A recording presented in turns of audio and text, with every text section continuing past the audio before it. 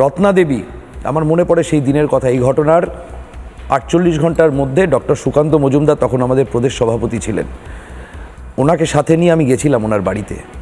আজকে রত্না দেবী কথা বলতে পারছেন, সেদিন ওনার যে অবস্থা ছিল আমরা আতঙ্কিত হয়ে গেছিলাম ওনার অবস্থা দেখে।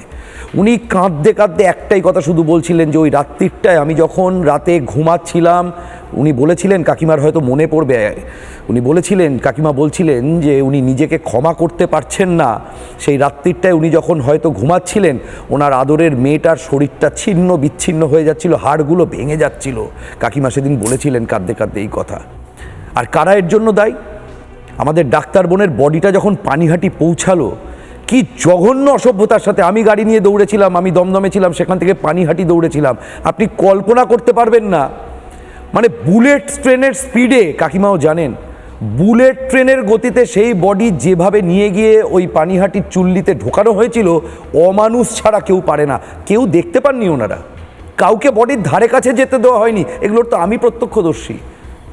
আমি সংবাদ মানে এই চ্যানেলে বসে এর থেকে বেশি কড়া শব্দ তো বলতে পারবো না, তবে আমি একটাই কথা বলবো, এই অপরাধীদের জন্য হয়তো সভ্য জগতের কোনো শাস্তি যথেষ্ট নয়, যে কাণ্ড এরা করেছেন আমাদের এই বোনের সাথে।